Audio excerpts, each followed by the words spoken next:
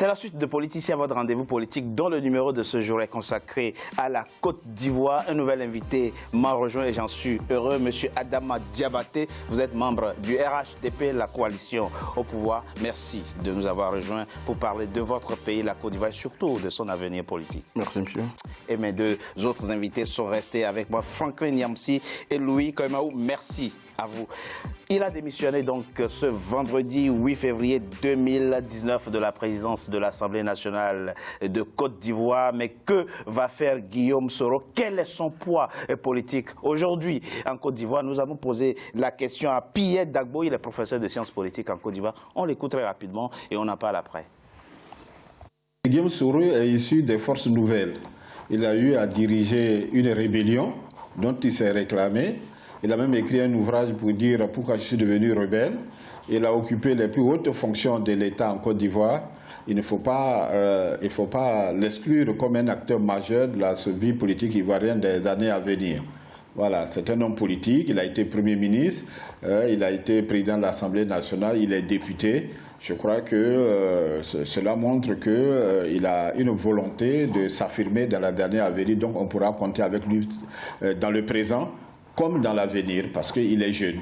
Quand on lit le discours de Guillaume Soro, il prend son indépendance vis-à-vis du président de la République, M. Alassane Ouattara. Il veut s'affirmer comme un acteur majeur. D'ailleurs, il le dit sous la forme d'une boutade. Je laisse le tabouret parce que je veux prendre le fauteuil. C'est-à-dire qu'il a des velléités d'être candidat aux élections présidentielles de 2020. Ça, il ne faut pas l'exclure. Voilà. Et puis bon, mais il communique très bien, ça il faut le lui reconnaître, il communique très bien. Il ne faut pas le sous-estimer, je veux dire. C'est dire qu'il a un destin politique qu'il veut affirmer, quitte les jours à venir de nous le dire et à lui de nous le démontrer, au-delà des clichés, peut-être qu'il s'affirmera comme un acteur politique, peut-être qu'il a un message à donner à la population ivoirienne. On attend que cela pour pouvoir mieux le juger. Adama Diabaté, oui.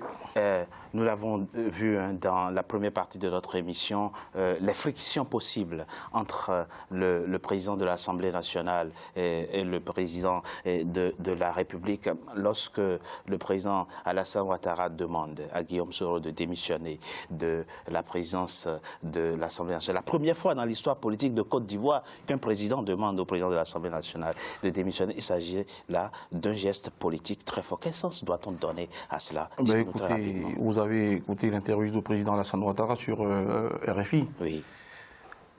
Il est président de l'Assemblée nationale, il a été élu sous la bannière du RHDP. Et dès le moment que Guillaume Soro ne se reconnaît plus en RHDP, c'est tout à fait normal qu'il démissionne. Et je tiens à vous rappeler que le président n'a mis aucune pression à Guillaume Soro. Guillaume Soro nous l'a si bien dit, il a eu 2 rencontres avec le président, ils ont parlé, il a dit au président que lui, Guillaume Soro, il ne se reconnaissait pas au RHDP. Et dès le moment qu'il ne se reconnaît pas en RHDP, ben c'est tout à fait normal qu'il démissionne. Regardez dans toutes les grandes démocraties en France, le président de l'Assemblée nationale, il est issu de la majorité ou pas? Dites-moi. Il peut arriver des moments de cohabitation. Non, mais là, nous ne sommes pas dans un cas... Mais vous posez une question très intéressante. Non, mais attendez. Oui. Laissez-moi parler. Allez-y, mais là, je vous en prie. Je ne vous parle pas de cohabitation. Guillaume Soro, en 2011, il a été élu sous la bannière du RDR. Nous sommes bien d'accord. En 2016... Monsieur Franklin Nyamsi, je vous regarde droit dans les yeux, puisque vous représentez Guillaume Soro sur ce plateau. En 2016, Guillaume Soro a été élu sous la bannière du RHDP. Et comme ce monsieur il a des ambitions présidentielles, au jour d'aujourd'hui, il cherche la petite bête, il met la fuite en avant, il nous dit, voilà, moi je ne me reconnais plus en RHDP et je ne veux pas participer au RHDP. Mais c'est tout à fait normal que tu libères le tabouret. Voilà. Ce que dit M. Diabaté, Franklin Nyamsi, est censé. La logique républicaine et la cohérence politique, effectivement, aurait recommandé que dès lors qu'on ne se sent plus comme appartenant à une majorité, on ne continue plus de jouir d'un poste conféré par cette majorité. Vous avez là parfaitement la preuve de l'obsession de la violation de la Constitution qui habite M. Alassane Ouattara, président du RHDP. Alors depuis son entrée, cher monsieur, les règles du plateau, c'est que vous vous taisiez quand les autres parlent. Non, mais que dit la Constitution? Vous me laissez m'exprimer. Richard Sokbé, vous obtenez que je m'exprime. On va très rapidement. Dans ce plateau, il s'agit d'un débat civilisé. Surtout pas de je ne vous ai pas coupé la parole. Pas de désinformation. Je ne vous ai pas coupé la parole. Vous, Allez-y très rapidement. Parce que le temps avance. calmer Le temps avance. et écouter. Allez-y très rapidement. Mais on va essayer d'être concis pour qu'il puisse aussi répondre. Il s'agit là de la preuve manifeste de la compulsion de viol constitutionnel. Allez-y. de Il monsieur demandait Ouattara. effectivement quelle disposition de la Constitution a été violée. Les preuves Oui, que allez-y très le rapidement. président Ouattara ne respecte pas la séparation des pouvoirs abondent. Il y a eu Mme Kandia Camara, secrétaire générale du RDR, au mois de juin, dans la presse internationale, pour sommer Guillaume Soro, arme à la tempe, de choisir entre rester à la tête du parti, à la tête de l'Assemblée nationale, et démissionner s'il ne se soumettait pas à la vulgate d'un RHDP sans le PDCI RDA et sans les forces nouvelles. Il y a eu, en début décembre 2018, Les forces nouvelles, c'est un parti politique. Monsieur, Les forces monsieur nouvelles, Togbe, est-ce il y a que un les forces problème, il nouvelles, ne peut pas me laisser parler. les forces garçon. nouvelles, c'est un pas parti possible. politique, je veux savoir. Monsieur- Non, mais il ne faut pas qu'il désinforme les gens. Monsieur Diabaté, On vous calmez-vous. parle des partis politiques, il me parle des forces On est nouvelles. d'accord. Représentez l'Assemblée je nationale, recommence. en tout cas. Allez-y très Parce rapidement. qu'il est incapable de Non, supporter allez-y, la vérité. allez-y. Non, mais c'est vous qui Allez-y. désinformez Allez-y les gens, très c'est dangereux ce que vous rapidement. faites. Allez-y très Je rapidement. passez votre temps sur les réseaux sociaux à désinformer les gens. Allez-y. à condition Monsieur que vous Monsieur faites. Diabaté après Monsieur la Diabaté. discuter. Je vous en prie. Je vous en prie, je vous en prie. Allez-y, allez-y. Parce qu'il y a très longtemps que je m'en découvre avec lui. Allez, Ça, je vous le dis. allez-y. Il y a très longtemps qu'il désinforme les Ivoiriens.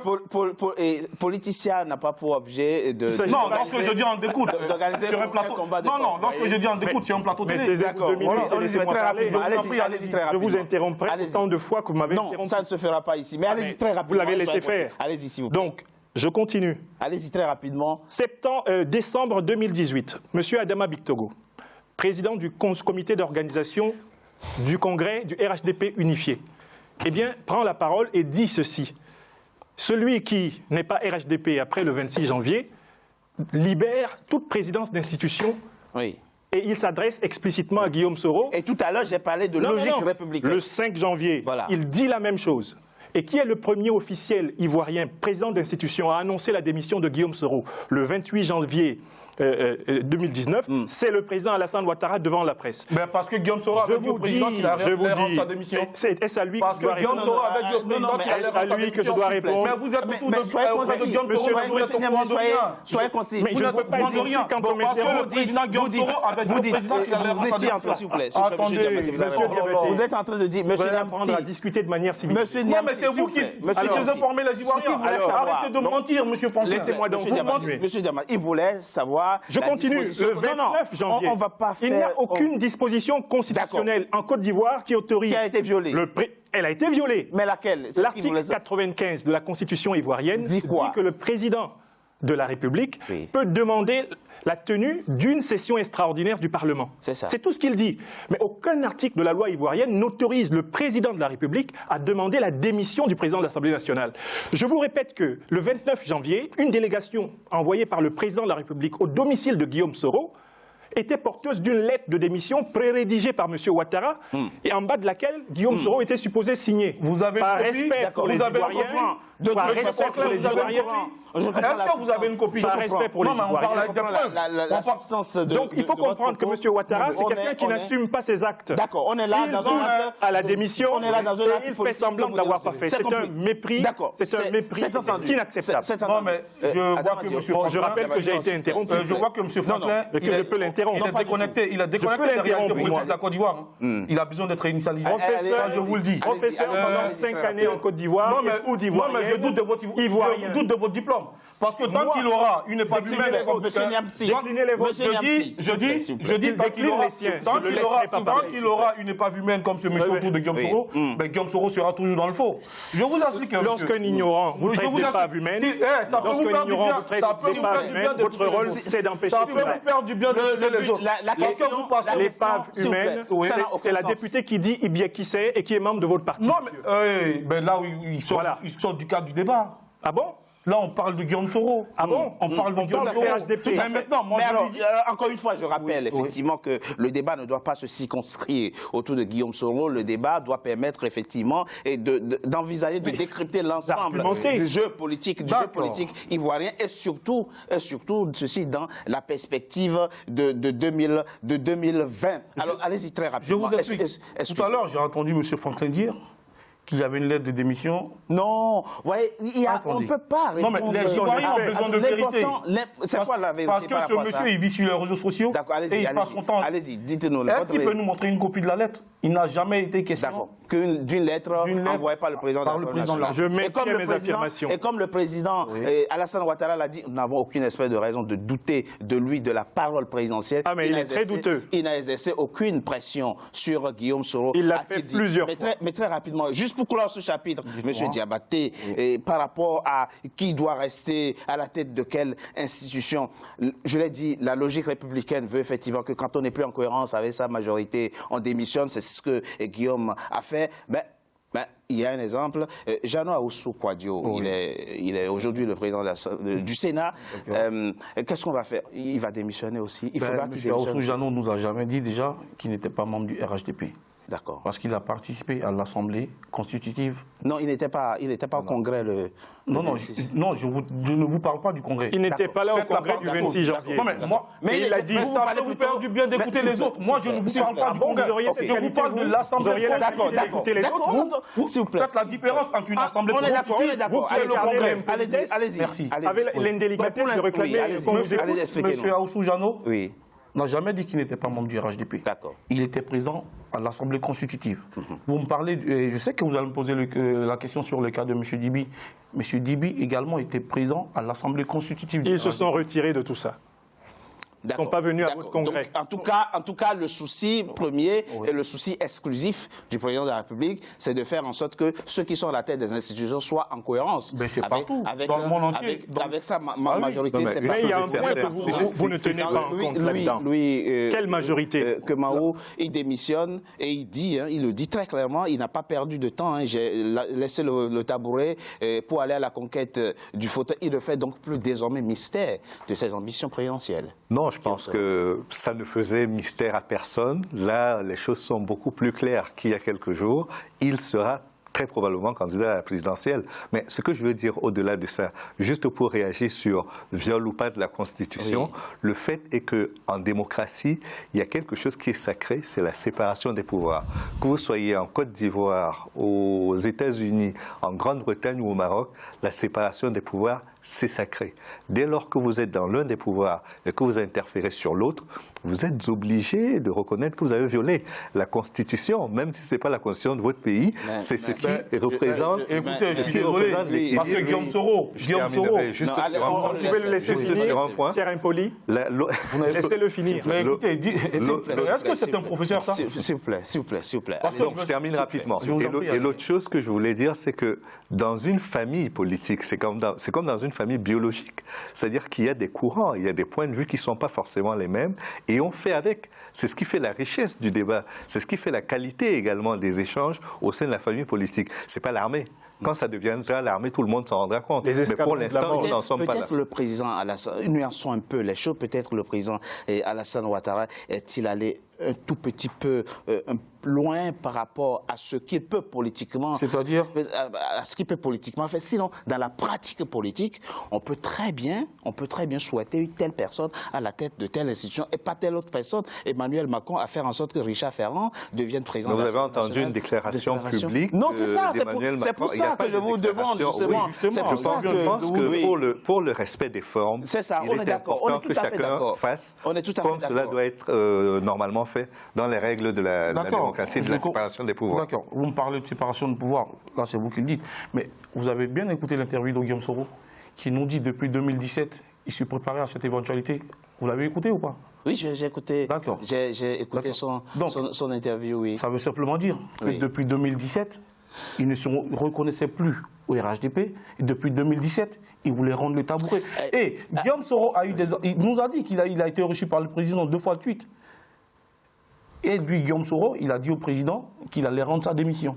D'accord. Donc c'est tout à fait normal que lorsque le président... Il y a un point important que je souhaiterais que vous abordiez avec nous ici, en tant que représentant du RHDP.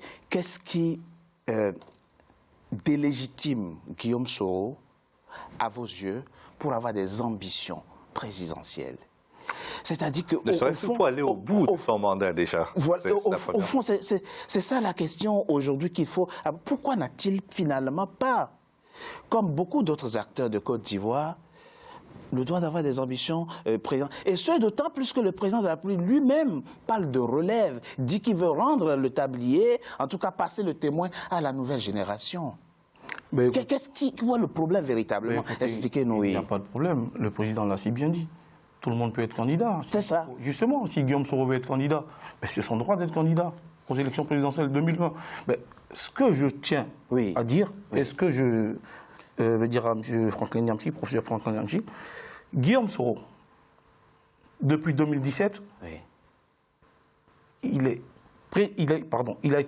président de l'Assemblée nationale depuis 2011. Et depuis 2011, Guillaume Soro a des ambitions présidentielles. Il complote contre le président. Ah, pensez-vous? Je vous le dis. D'accord. Là, je parle avec les preuves en plus. Guillaume Soro. On attend vos preuves. Vous pouvez me laisser parler, ça peut vous perdre du bien d'écouter les autres. Moi, je suis capable d'écouter. S'il vous plaît, monsieur Nyamsi. Allez-y. Monsieur Diabaté, s'il vous plaît. Vous pouvez lui donner un verre d'eau? Moi, il me semble que vous abusez du dégât. S'il vous plaît. Allez-y, s'il vous plaît. Guillaume Soro. Oui. C'est ça, président de l'Assemblée nationale. Oui. Nous avons des personnes qui sont arrêtées, qui sont en prison. Il fait le tour du monde, il se permet à dire, voilà, des personnes sont arrêtées et sont arrêtées et sont détenues sans jugement. Et voilà, et si ces personnes ne sont pas libérées, il complote contre la réconciliation nationale. C'est ça le complot. Laissez-moi parler, s'il vous plaît. C'est un mot fort quand même. Mais il complote contre la réconciliation nationale. Lorsque Guillaume Soro se déplace, il va je sais pas, au Canada ou en Angleterre, il se permet de dire que des personnes sont en prison. Est-ce que c'était faux?